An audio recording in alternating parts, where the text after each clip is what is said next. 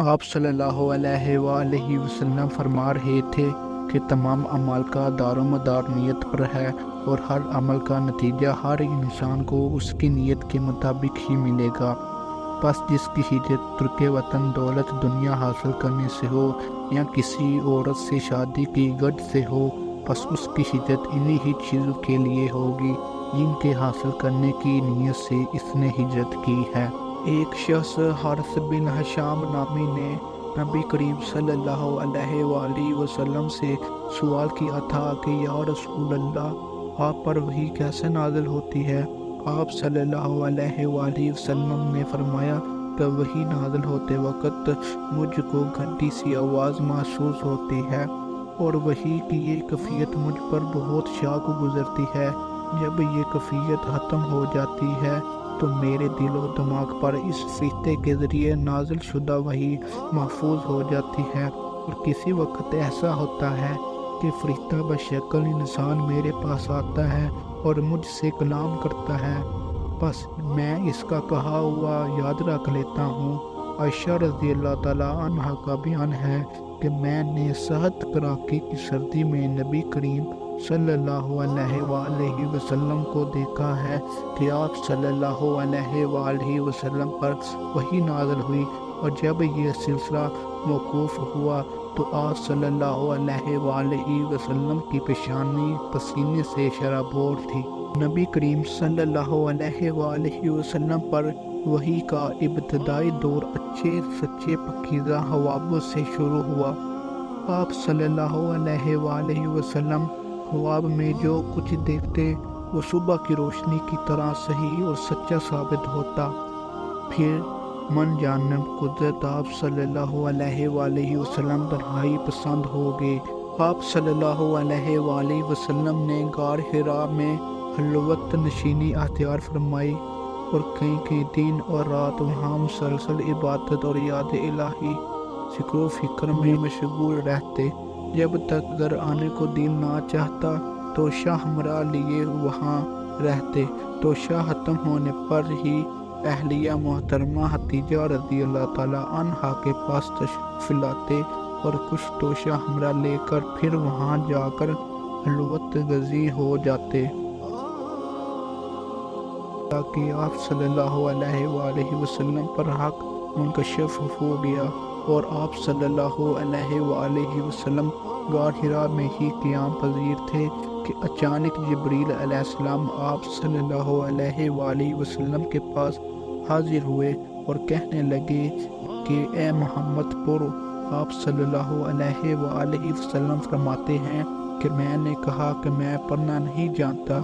آپ صلی اللہ علیہ وآلہ وسلم فرماتے ہیں کہ فرشتے نے مجھے پکڑ کر اتنے زور سے بھینچا کہ میری طاقت جواب دے گئی، پھر مجھے چھوڑ کر کہا کہ پڑھو۔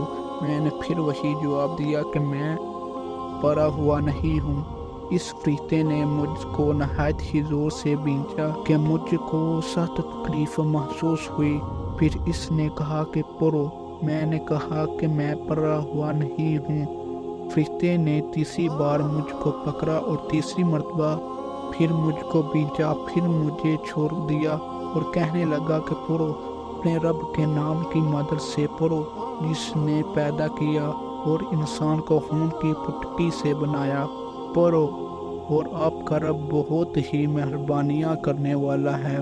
بس یہی آتے آپ صلی اللہ علیہ وآلہ وسلم جبریل علیہ السلام سے سن کر اس حالت میں غار حرا سے واپس ہوئے کہ آپ صلی اللہ علیہ وآلہ وسلم کا دل اس انوکھے واقعے سے کانپ رہا تھا۔ آپ صلی اللہ علیہ وآلہ وسلم حتیجہ کے ہاں تشریف لائے اور فرمایا کہ مجھے کمبل اڑا دو۔ لوگوں نے آپ صلی اللہ علیہ وآلہ وسلم کو کمبل اڑا دیا۔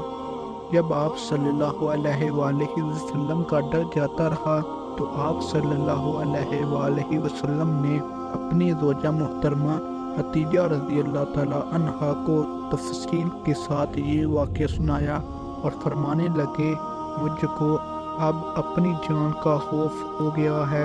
آپ صلی اللہ علیہ وآلہ وسلم کی اہلیہ محترمہ حتیجہ رضی اللہ تعالیٰ عنہا نے آپ صلی اللہ علیہ وآلہ وسلم کی ہارس بندھائی اور کہا کہ آپ کا خیال صحیح نہیں ہے، اللہ کی قسم آپ کو اللہ کبھی رسوا نہیں کرے گا، آپ تو اخلاق فاضلہ کے مالک ہیں، آپ تو کنبہ پرور ہیں، بے قصور کا بوجھ اپنے سر پر رکھ لیتے ہیں، مفلسوں کے لیے آپ کماتے ہیں، مہمان نوازی میں آپ بے مثال ہیں اور مشکل وقت میں آپ امر حق کا ساتھ دیتے ہیں۔ ایسے اوصاف حسنہ والا انسان یوں بے وقت ذلت و ہواری کی موت نہیں پا سکتا۔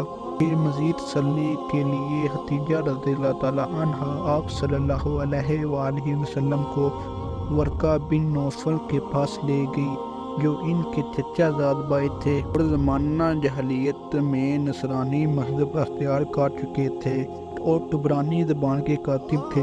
چنانچہ انجیل کو بھی حسب منشائے خدا مندی عبرانی زبان میں لکھا کرتے تھے۔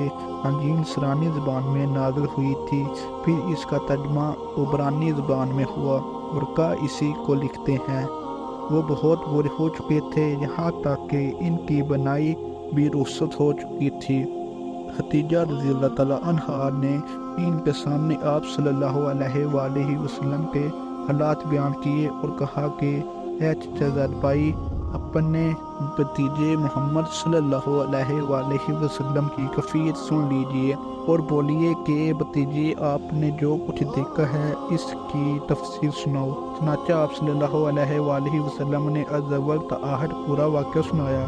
اسے سن کر ورقہ بے اختیار ہو کر بول اٹھے کہ یہ تو وہی ناموس معزز رازدان فرشتہ ہے جسے اللہ نے موسیٰ علیہ السلام پر وحی دے کر بھیجا تھا۔ کاش میں آپ کے اس عہد نبوت کے شروع ہونے پر جوان عمر ہوتا، کاش میں اس وقت تک زندہ رہتا جب کہ آپ کی قوم آپ کو اس شہر سے نکال دے گی۔